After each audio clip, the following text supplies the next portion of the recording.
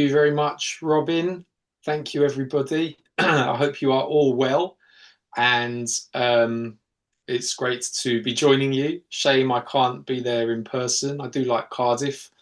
My auntie used to live there for a long time, so I used to go and visit regularly. I also just read a very interesting novel set in Cardiff, The Fortune Men, about the case of Mahmoud Matan, a terrible miscarriage of justice.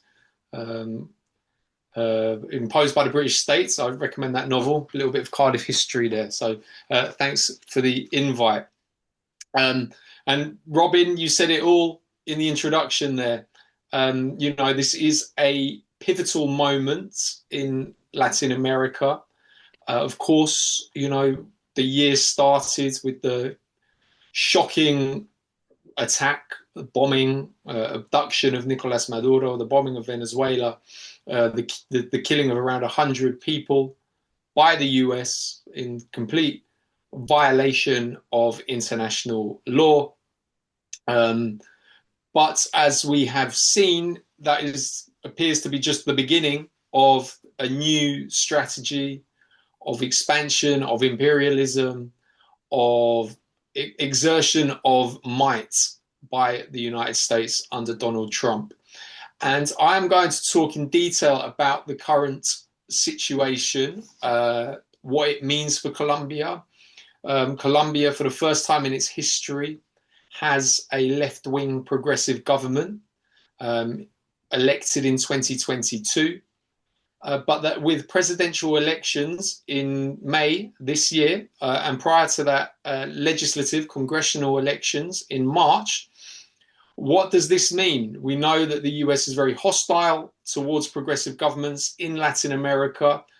And while the kind of anomaly here is that in the late 1990s to the kind of mid 2010s, Colombia was a kind of remained very firmly right wing in Latin America, while so much of the rest of the region went to the left. And Colombia continued to be a very close US ally. You had Venezuela, Ecuador, Brazil, Argentina, of course, Cuba, Nicaragua, Bolivia, a great many countries that were progressive, that were left wing, and they built a strong alliance. But Colombia somehow stayed in the US sphere of influence. Whereas today, so much of the rest of the region has gone right wing. It is Colombia, which is a staunch left wing government. So times have changed, particularly in recent years. So I will come to all of that. But I think prior to that, it's important just to give a little bit of historical context of Colombia, and also of the organization I work for. So as Robin said, I am the Trade Union and Programs Officer at Justice for Colombia. Justice for Colombia is a campaign organization founded by the trade union movement in around 2002, mainly because Colombia was such a difficult and violent place for trade unionists at that time. Not only trade unionists, but civil society in general, but particularly campesino or peasant communities, young people like students, human rights activists, indigenous people, African Colombian people. Very, very high levels of repression towards civil society. But the organization that I work for was particularly founded because of the attacks on the trade union movement. The unions here decided that they wanted to establish a permanent campaign of support for their fellow trade unionists in Colombia, just to give you an idea of the scale of the violence that has affected Colombia's trade union movement.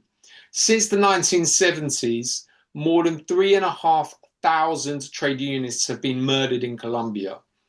That figure includes over 1,000 teachers, 800 agricultural workers, but also workers from all kinds of sectors: manufacturing, food production, transport, mining, journalism, legal lawyers, and so on. Anyone who has historically stood up for their rights, for the rights of their fellow workers, for their rights, the rights of their communities, for human rights, for environmental rights, has been a potential target for violence. And that figure of 3,500 people murdered in Colombia, 3,500 trade unionists murdered in Colombia, that doesn't include all the other activists who were murdered. The environmental activists, the human rights activists, the peasant leaders, the indigenous leaders, the student leaders, and so on. That figure of 3,500 trade unionists is more than the rest of the world combined. It is an astronomical figure, and that is why our organization was born. Today, it is still the world's most dangerous country for trade unionists. Something like around 20 trade unionists are murdered on average each year in Colombia. However, the figure for activists, which, you know, human rights defenders, social leaders, and so on, is somewhere around 150 per year. So although there has been a lot of positive advance in Colombia in recent years, there is still great concerns. But just to give you another idea of the scale, today it's around 20 trade unionists per year killed in the country. In the early 2000s, it was something like 100 per year. So it's been a big shift, but you know, it's better than it was, but there's still so much need for support. And one of the main things that we do in these talks, is we ask people to affiliate their trade union branches, because Justice for Colombia is 100% funded by trade union affiliations.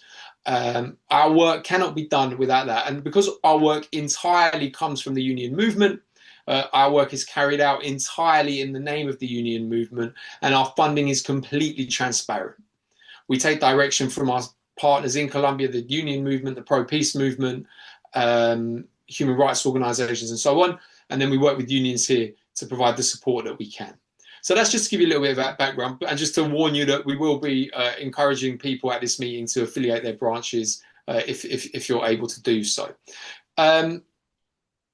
And just to give you an idea of the fundamental goal of Justice for Colombia and the fundamental purpose of its existence is to provide international support for trade union rights, for human rights, for peace, and for social justice in Colombia. When I say social justice, I mean things like equality, decent living conditions, decent education, healthcare.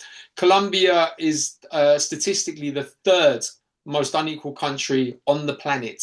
And this level of inequality cannot be separated from more than 50 years of civil war, but state or oligarchic violence that goes back a lot further than that, back to the 19th century. And obviously these different areas of our focus are connected, because if you build peace, you strengthen human rights. And if you strengthen human rights, you improve trade union rights, because you improve trade union security. And when you strengthen the trade union movement, you are going to have fairer working conditions for millions of working people. Because so, you know, it's not only about, say, protecting the lives of individual trade unionists, but awareness that by doing so, we strengthen the movement that can then demand fairer conditions for working people. And because of very high levels of violence in Colombia and very strict anti-union legislation, only around 4% of Colombian workers are actually in a union, which tells you a lot, right? A weak union movement keeps the mass of the population in poor conditions, but increases profits for those at the top. So that's kind of like an overview of our organization and what we do. And I will refer more to that as I talk. But as I said, I think it's important to give some historical context of Colombia. Now, I'm sure people here have heard things about Colombia. Obviously, you're more than welcome to say, if does anyone wants to say anything they know about Colombia, kind of historically. Okay, we'll just, it's a very unique country. So Colombia became independent in around 18, sorry, I should have checked this, in the early 19th century, let's say. And if I'm just going to share, I was specifically asked to show a couple of maps here. So I am going to do just that. And okay, can everyone see that? Yes. Yes. Okay, so here you go. This is, the green is a map of Colombia.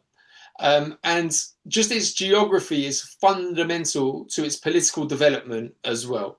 Now, as you see, here's Central America coming down Colombia is here. Geographically, it is a very unique country. Why? Well, it's one of the few countries, aside from those in Central America, which are much smaller, that has both a Caribbean or Atlantic coast and a Pacific coast. As you can see from these brown sections, it has multiple mountain ranges. So the Andes, which go all the way up through South America, once they're in Colombia, they effectively split into um, three mountain ranges. And so that has had a major impact on the economic and political development of the country.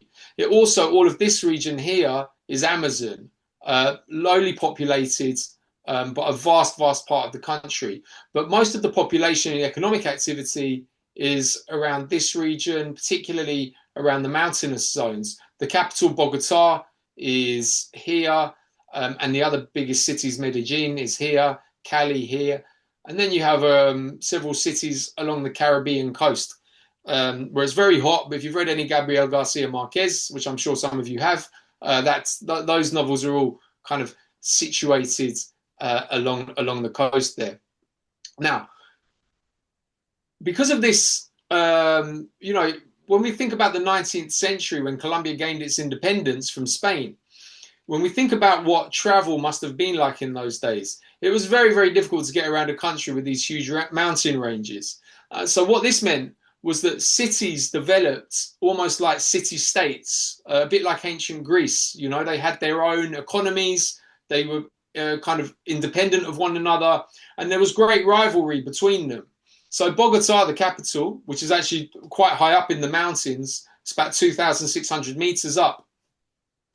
That city developed a strong merchant class, whereas Medellin developed was much more. Its economy was based around land ownership, ranching, massive agriculture, and so these two cities developed a strong rivalry. But they also developed different political identities, really. So Bogota, with its merchant-based economy, developed around a kind of liberal concept of free trade, of free markets, free trade, whereas Medellin, its rival, developed a more conservative ideology around land ownership, around class, and so on. And just to give you a real idea, so Cartagena, have people heard of the city of Cartagena? It's a very beautiful city. It's a big tourist destination today, but it's an old colonial city, and it was actually the slave port in the 17th, 18th, and early 19th centuries.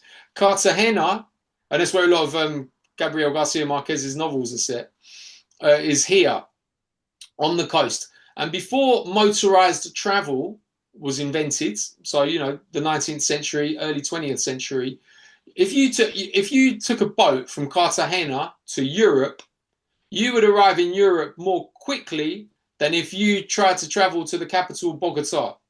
Because to get to Bogota, you have to go right up into the mountains, something like 800 or 1,000 miles through mountains and very, very challenging terrain. So that just gives you an idea, again, of how difficult, how challenging it was, and why the country developed in this kind of independent,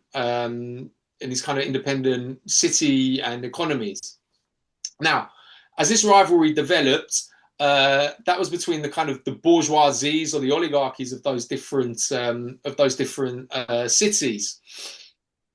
But what you had a great mass of workers, of peasants, who never really were incorporated into those economies. So what they would do is they would go into other parts of the mountains here in the south, massive regions where the state had never reached, where they kind of had never been developed, and that land was just empty of any economic activity. And so peasant communities would literally just move to these lands, make them productive, start growing coffee, start growing other crops, and they would then develop their own economies. And then the rulers, the more powerful groups, the economically powerful with their private militias or with the army, would go into those regions once the peasants had made the land productive.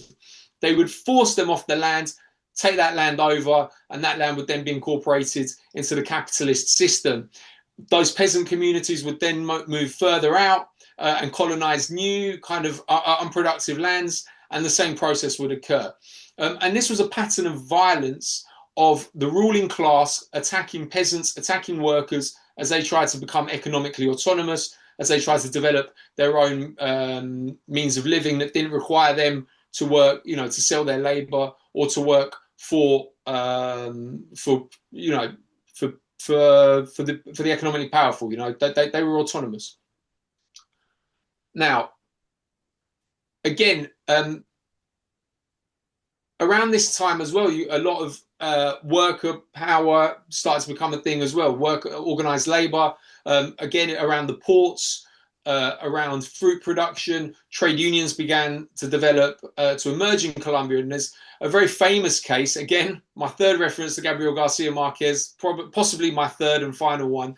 At the end of 100 Years of Solitude is the massacre of the banana workers. Now, that was a real life event that took place in the north of the country, where workers who were actually employed by the US United Fruit Company, a US company which controlled huge parts of Central America as well as Colombia. These workers went on strike over poor conditions, over low pay, just appalling treatment. They were on strike, and one day with their families gathered in the central square of the town of Cienega, thinking that they were going to hear an address by the company. Instead, they were massacred by soldiers who had been called in by the United Fruit Company. And the figures have never been confirmed, but it's possible that up to 2,000 were killed. A very, very famous case in Colombian history, which also demonstrates the levels of violence that the ruling elites were prepared to inflict on workers, on peasants who challenged their economic supremacy. These kinds of violence continued, and as I mentioned already, with the peasants who were colonizing unproductive lands and making them productive, also began to experience high levels of violence from the ruling class. So they themselves would begin to organize politically. They began to arm themselves against this violence that was inflicted on them. One of the results of this peasant organization and working class organization was the emergence in the 1940s of a very prominent political leader called Jorge Eliezer Gaitan.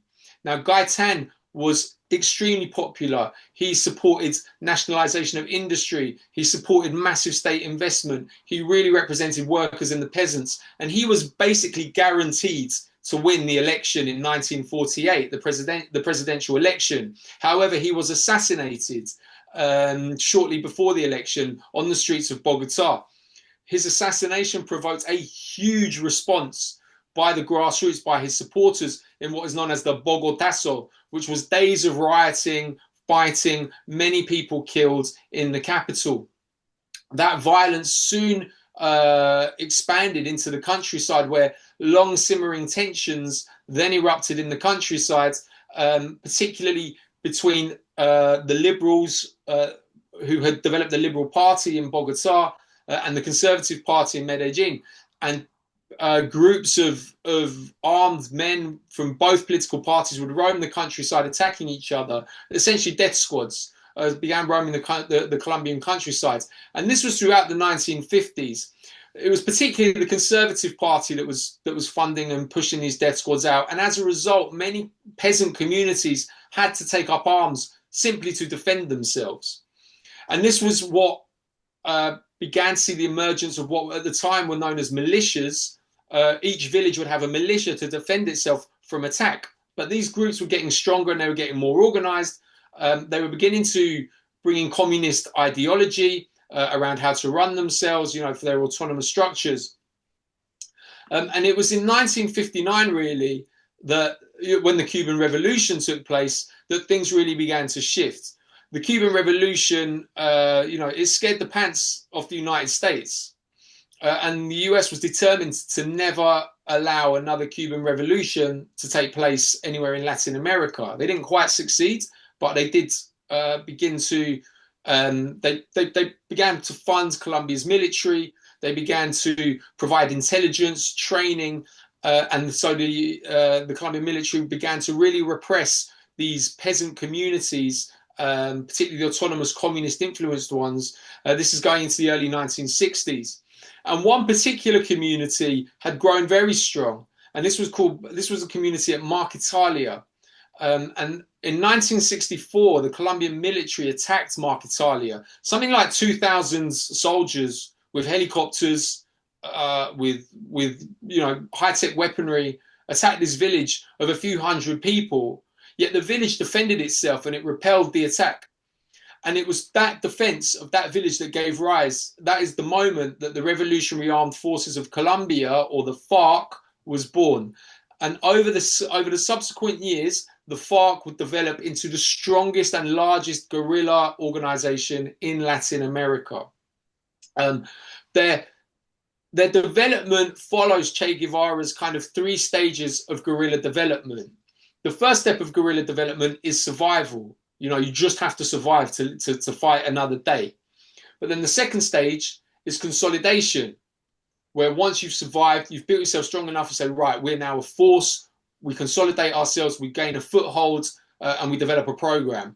And then the third stage is the pursuit of state power. That then becomes the goal, is to take over the states. And those were the three stages that the FARC moved through the decades. So moving on again, if we go to the 1980s, it was in the late 1970s, early 1980s, the violence in Colombia really escalated because you had things like drugs cartels, and the cocaine boom began to pour more money into the country, more weapons into the country. The cartels would work with the army to fund paramilitary groups. Paramilitary groups were born. They would attack trade unionists. They would attack students, peasants, everybody, commit massacres, supposedly in the name of fighting the FARC, of fighting guerrilla insurrection or terrorism, as the guerrilla groups were routinely labeled in the media and by the political elite. But really, it was massive attacks on anybody who organized their communities, who stood up to oligarchic interests, and so on. And throughout the 80s and 90s, Colombia's civil war, which, some people attribute to the birth of the FARC in 1964. Some people attribute it to the assassination of Gaitan in 1948. And some people will put it back even further, because violence has kind of been the norm. As Eric Hobsbawm wrote, violence is, peace is the exception, not the norm in Colombia. Violence has historically been the norm. So throughout the 80s and 90s, Colombia's conflict escalated with terrible abuses by paramilitaries, by the army, and also by the guerrillas as well, although the guerrillas were fighting in the name of the people, and statistics show that they committed fewer violations than the other forces. But it was a civil war. It had a horrific impact on a great many people. In the late 1990s, the FARC engaged in a number of peace talks with the Colombian state. There were peace processes in the 1980s.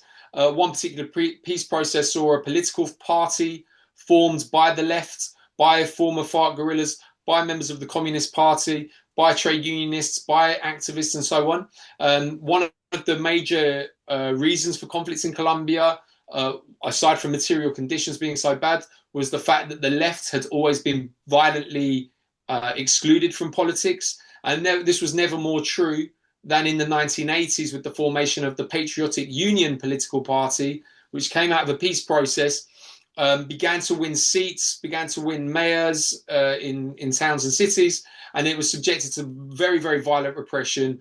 So that peace process collapsed. Thousands of Patriotic Union members were killed by the army and its paramilitary proxies. And that saw the FARC return to arms. It saw conflict escalate again. Throughout the 1990s, things continued. And then in the early 2000s, I'm going to speed up a bit now because I want to get to where we are today. In the early 2000s, Colombia elected a right-wing government, a far-right government, in 2002 under Álvaro Uribe. Uribe, okay, think about the year 2002. What happened? What was the global political context then? Well, we'd only just had 9/11, right? The attack on the Twin Towers in New York just a few months earlier. And when people think of the war on terror, they tend to think of the Middle East. Yet the war on terror was also enacted in Colombia. And the Uribe far-right government of the time was very, very close to the George Bush government. And they denominated the FARC as a terrorist organization. This meant that anybody who was suspected or implicated of being a guerrilla could be disappeared, could be killed without due process, without any rights, the same as was happening in the Middle East. And in the 2000s, the human rights violations escalated even further than they had been before. And Uribe's government was renowned for working with paramilitaries.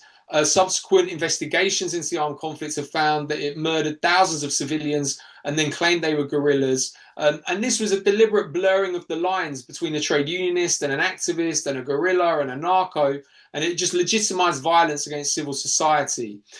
The FARC remained strong, however, and eventually a stalemate was reached where the state couldn't defeat the FARC, but it had inflicted massive human rights. It had committed massive human rights violations in efforts to weaken the FARC. And the FARC, but it still couldn't defeat the FARC, whereas the FARC was unable to take state power. So something of a stalemate emerged. And Uribe's successor, Juan Manuel Santos, entered government in 2010. And President Santos sort of deviated from Uribe's line and entered peace negotiations with the FARC. And from 2012 until 2016, these peace negotiations took place. Justice for Colombia was an advisor on these talks. We took delegations out to Havana, where the talks took place in Cuba, to advise, to support delegations from Northern Ireland, delegations from South Africa, countries that had had their own experiences of conflict and reconciliation. Now, sorry, just to get back. So the peace agreement was signed in 2016, and it has some very important measures. One, development of the countryside. Huge parts of Colombia have never had any state development or state investment. That means large parts of the population have no access to jobs. They have no access to schools, no access to decent healthcare, to clean water, to decent roads. So part one, and those regions are the regions where the FARC was strongest during the conflict. So part one of the peace agreement says investment in the countryside. Part two is political participation. As I mentioned, the left was violently excluded from politics, so that has to be addressed. There was things for the rights of victims, the drug situation. Obviously, Colombia is notorious for drugs production, particularly if you listen to Donald Trump. But anti-drugs policies and militarization of the countryside have always impacted those at the very bottom of the drugs trade, peasant farmers who have little alternative to economic alternative than to grow coca, which is the basic ingredient of cocaine. Why is this? Colombia is a very fertile country, and Colombia can feed itself. Obviously, it has really rich produce and agriculture. However, because it's such a neoliberalized country, it imports huge amounts of food that it could produce itself. And this left rural peasant communities with a very, very basic choice. You can starve because you can't compete with the multinational corporations that are importing food, or you find an alternative crop that you can grow. And for them, it was simple. They had to grow coca to survive. So the peace agreement recognizes that you can't just repress these communities. They need state support to transition to legal alternatives to coca if you're to really address the drug situation. So the peace agreement not only dealt with putting down weapons and ending fighting, it also has really important points to tackle the causes of conflict. Now, I'd like to just, going back to my map, there we go. I want to just show you a few things, just to give you an idea. So here's another map of the country. Now, after the peace agreement was agreed, it was put to a public plebiscite in which the population was invited to vote whether they agreed with it, whether they supported the peace agreement, which is C in green, or whether they rejected it, which was no in orange. Now, it was quite a surprise when the population rejected the vote. Okay, so the peace agreement was rejected in a national plebiscite in late 2016. Why? There's a multitude of theories as to why, but the Colombian media was a very kind of right-wing oligarchic media, put out a lot of very negative propaganda about it, and the far right of Colombian politics, the right wing, connected to the former president Alvaro Uribe, the president in the 2010s, in the 2000s, who I've already discussed, whose government was characterized by extreme human rights abuses. They campaigned very vociferously against the agreement, saying it was handing over the country to terrorists, saying it was going to indoctrinate children with Marxism, focusing on the elements for women's rights, for LGBT rights, which are also included in the peace agreement. And in quite a shock result, although turnout was only around 37, 38%, the Colombian population rejected the agreement. But if you look at this map, the regions in green are the regions where are the kind of abandoned regions, where lacking state development, where the drugs trade is concentrated, and where the FARC was strongest. And why is it these regions? These are the regions that were historically abandoned and underdeveloped, where poverty and conflict were most intense. Whereas it's around these regions, which if we go back, the regions in orange, if we go back, mirror where the mountains are. And it's the mountains where the majority of the big cities are, where people are wealthier, where they have more access to media. I believe we've got a question. Yes, please, go ahead. Yeah, you can hear me. I just wondered, the peace agreement, who was the party to the peace agreement? Is it between the ruling class and the other class? Or I know you mentioned other countries were involved. So the peace agreement was signed between the government at the time, under President Juan Manuel Santos, which was a kind of centre-right government. It was right-wing, but it was nothing like as right-wing as the previous government under Uribe, and the FARC, the main guerrilla organization. I see. Okay. Those were the two sides, but a number of other governments supported it. Venezuela, Cuba, Norway, Chile. So there was a lot of supporting countries, but it was between those two. Okay. So it was rejected, but if you look, okay, so there's a very clear distinction between where the agreement was rejected and where conflict was less a daily reality, and the regions where conflict was very felt, where there were higher levels of poverty and state neglect, and they voted in favour of it because they knew the reality. I think we've got another question from Una Cardiff, UNA Cardiff. No, I just can't get the map up. It's just you and a tiny little thing, a box above your head. I can't go into the map at all. Okay. In case other people as well. Okay.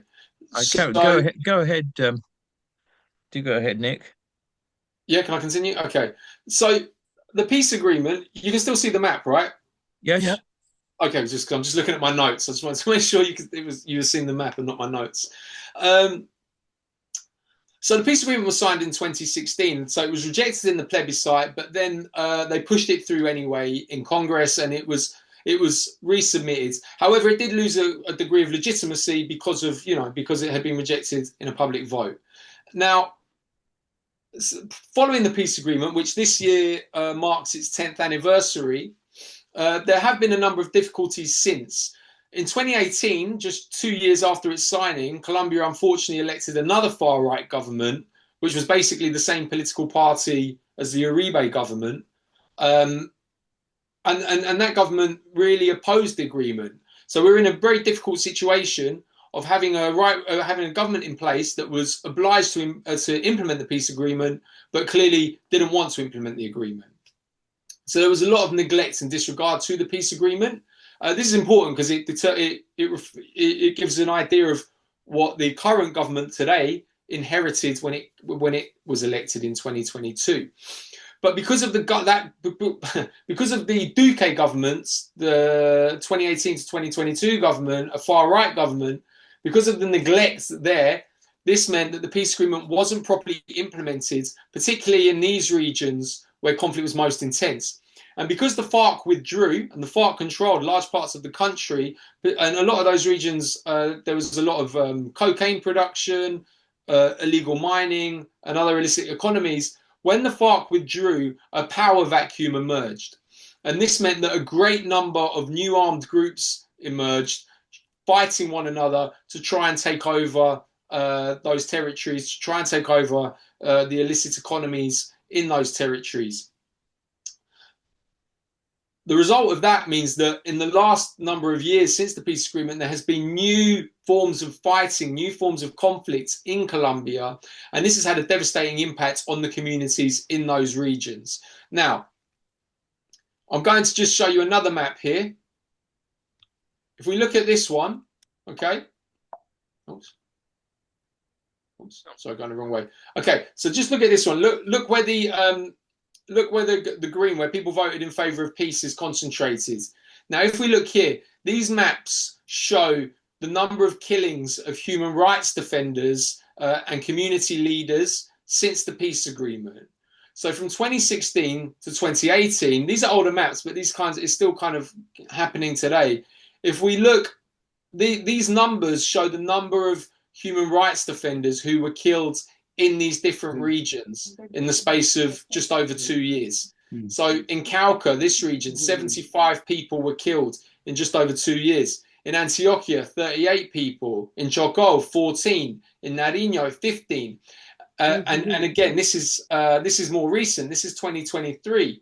And if we look again at the regions where they take place, and if we then go back to this map, we see a clear pattern that those communities that most support peace in Colombia here, these regions do too, but they're not very populated because that's mainly Amazon jungle. But down here, which is more populated, we see that those are the same regions where the highest numbers of attacks on human rights defenders and community leaders have taken place, which shows that it's those groups here that still suffer violence since the peace agreement. Now, so one positive benefit of the peace agreement, of course, was that overall violence and conflict did come down, did reduce. And it allowed for mobilization at the grassroots. And we saw in 2022 how this manifested because the social problems, inequality spiral, particularly in the pandemic, state violence increased, even though the FARC had withdrawn, and all the problems in Colombia previously were blamed on the FARC, but after 2016, the FARC no longer existed as a guerrilla organization, but the problems still continued, the problems of inequality, the problems of violence. And so it became clear that the FARC wasn't the problem, that there was more fundamental problems. And this opened up the space for the left to organize and create a message. And in 2022, this led to the first election, or the election for the first time of a progressive government in Colombia under Gustavo Petro. And just to give you my final map, if we look here, okay, let's look at the map of people who voted in favor of peace in 2016. Let's look at the map where violence since 2016 has been concentrated. And then let's look at the map for where Petro won in the 2022 election.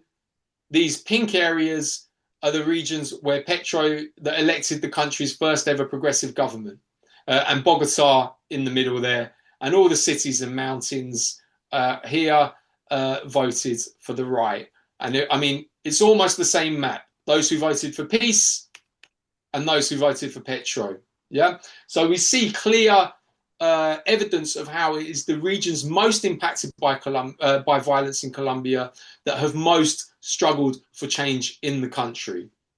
And from everything I've talked about, the emergence of new conflicts, the inequality, the Petro government inherited a very difficult situation. That's Petro on the left here and his vice president, Francia Marquez. She is herself from one of the most violent regions of Colombia. As an activist, she was vital to mobilizing grassroots support for their campaign. And their campaign really involved people from a great many parts of the country.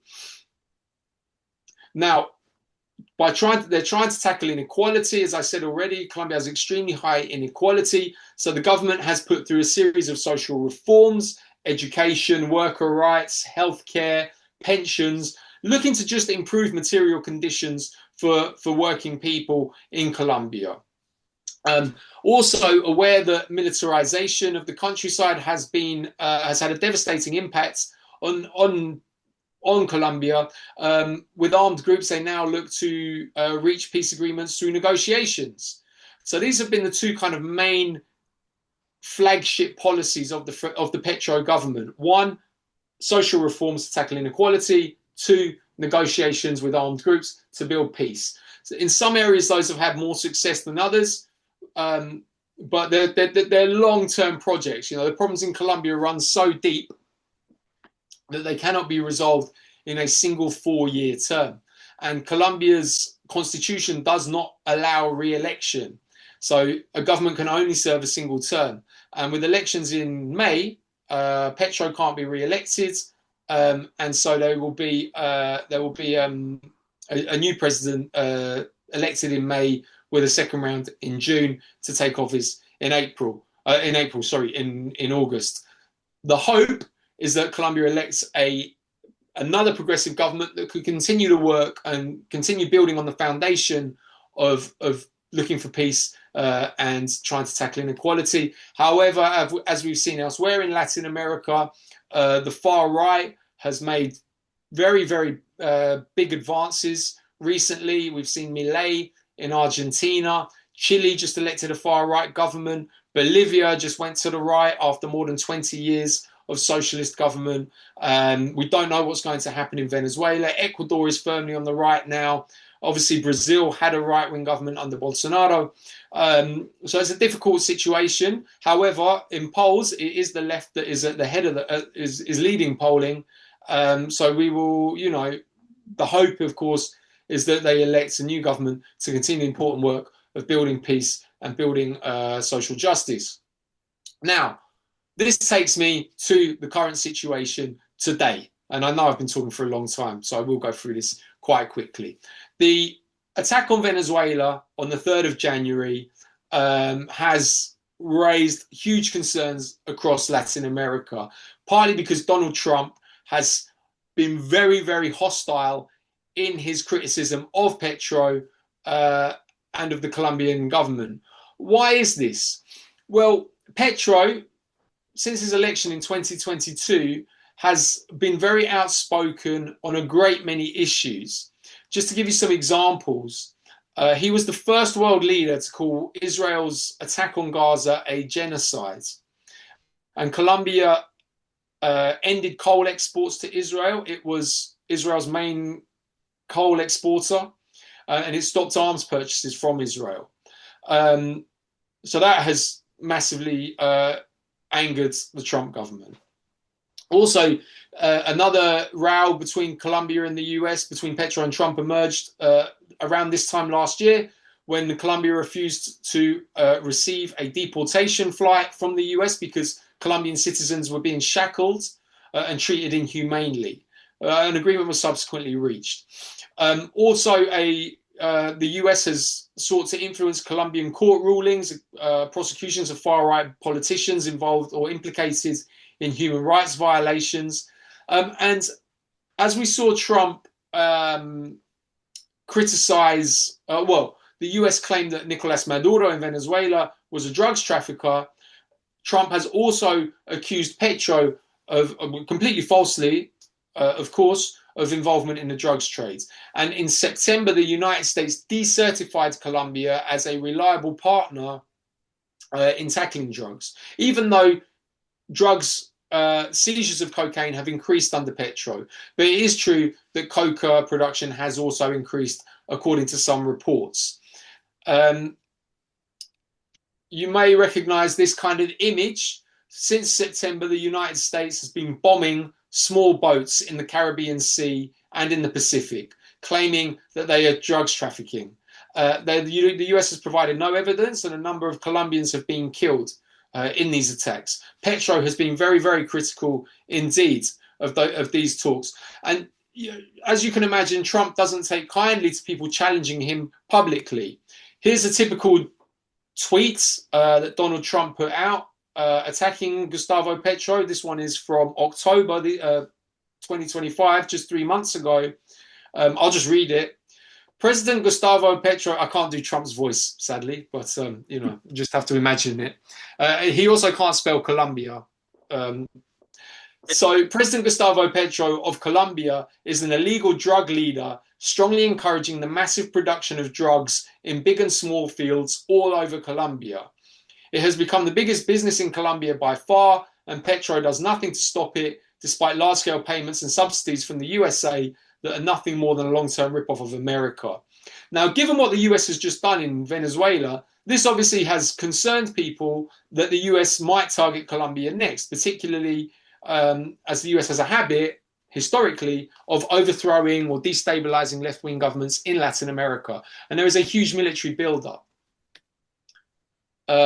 This shows US Secretary of State Marco Rubio with the former far-right President Alvaro Uribe, and this reflects the closeness of the far-right governments of the United States and Colombia. The US would very much like to get the far-right re-elected in Colombia, but we see that it is a left-wing contender, Ivan Cepeda, who currently is topping polls. And if Cepeda were to win the election, we need to ask to what extent will the US try to undermine and subvert another progressive government in Colombia? And to what extent will the Colombian far-right work with the US, as we've seen in Venezuela with Maria Corina Machado and others, to help the US achieve its goals there?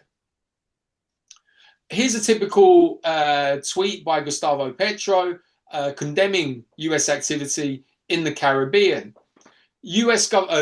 Around the bombing of small boats. US government officials have committed a murder and violated our sovereignty in territorial waters. Fisherman Alejandro Carranza had no ties to the drug trade, and his daily activity was fishing. The Colombian boat was adrift and had its distress signal up due to an engine failure. We await explanations from the US government. So again, very critical of what the US has been doing. And you've had big protests since the attack on Venezuela in Colombia, you know, hands off Venezuela, hands off Colombia, Latin American sovereignty. Not only in Colombia, you've had them all over Latin America and all over the world. We've had them in London. Now, Trump, as you may realize, is quite unpredictable. And so his next tweet about Petro was to say it was a great honor to speak with the president of Colombia. Trump's now learned how to spell Colombia. It was a great honor to speak with the president of Colombia, Gustavo Petro, who called to explain the situation of drugs and other disagreements that we have had. And the two leaders have now agreed to a meeting which is scheduled to take place at the White House on the 3rd of February. Knowing Trump and also knowing Petro, who is also outspoken, quite fiery, doesn't like to be told what to do, that meeting, it could improve relations, but it could also, you just don't know what's going to happen. But the current state of affairs is that the two are like, you know, relations have, or the tensions have dissipated slightly, but there's a meeting on the 3rd of February, and with the left topping polling for the elections carried out in May, it's really important, as I said already, to be careful and to have our eyes on what the US is prepared to do to influence those elections and destabilize the prospects of another left-wing government in Colombia. I'm going to just draw to a close now because I've actually think I've been talking for longer than I was supposed to, which is something that I normally do. I know this is a United Nations association, so just to give you a little bit of info on the UN role in Colombia. The UN has a mission in Colombia which was set up to monitor the implementation of the 2016 peace agreement. Every time we go to Colombia, which is once or twice a year, we meet with the UN. We're in regular dialogue with the UN in Colombia. There's no troops there. It's simply monitoring. So they have offices in various parts of the country. On the UN Security Council, the UK is the pen holder for the Colombian peace process. That means the US has a very important role in chairing all debate and discussion on peace in Colombia at the United Nations. And the UK also provides funding. Under Trump, the US has cut funding to the Colombian peace process. Again, not a huge surprise, but it does mean that UK funding is even more important than it ever has been because other avenues of funding have been cut. Colombia is actually on the UN Security Council from 2025 until 2027, so we'll have an important say in its own affairs and in affairs of the rest of the world. But the US has already vetoed the UN's involvement in a number of important components of the peace process, particularly transitional justice, which is a court established to investigate and punish the worst human rights violations committed during the armed conflict. The UN no longer has involvement with that because of the US veto on the Security Council. And actually, the UN issues reports on the peace agreement in Colombia every 3 months. And their latest one just came out either today or yesterday.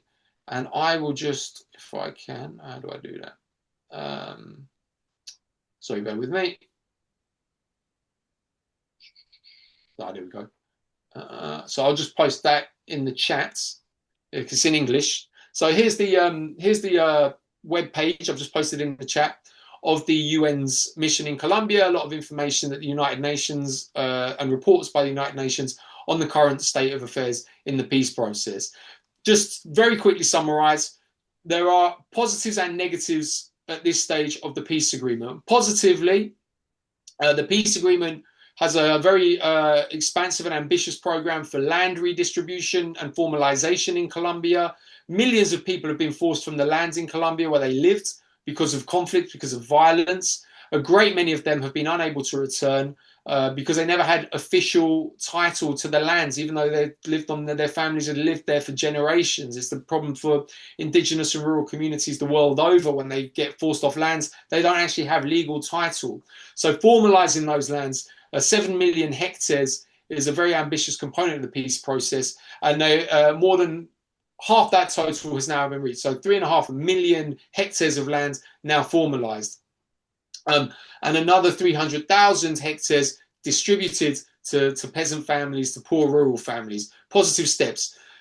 Something like 13,500 former guerrillas in the FARC entered the peace process. As I said, it was the largest guerrilla movement in Latin America.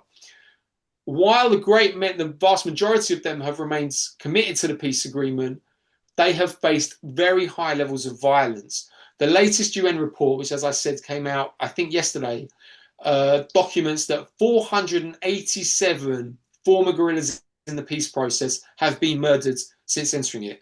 That is approaching 4% of all of the people who entered the peace process. That is a very, very high figure. And improving security for those in the peace process is really vital to ensuring its success. There we go. Sorry, I'll come back to that.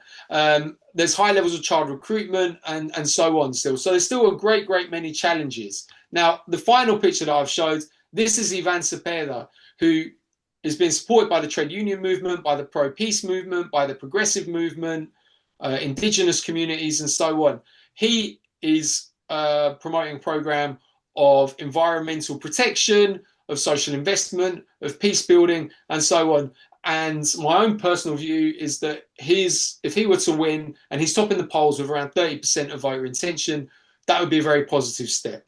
There are a number of far-right candidates also vying for the presidency. If one of them were to win, all the progress made until today, and there's still so far to go, but all the progress made would just simply be torn up, and Colombia would be returned to being a vassal state of the United States, and to just violence against civil society in the name of big business. So finally, and thank you for your patience. I know I've talked a bit longer than I was supposed to. As I said already, Justice for Colombia is 100% dependent on trade union support. So we do ask people to affiliate their branches. You can also affiliate as an individual. I will post a link to that from our website, and hopefully, Robin, perhaps after the talk, I can send you a number of links to send around the people in attendance, links to the website and other things. That would be really great. Do please.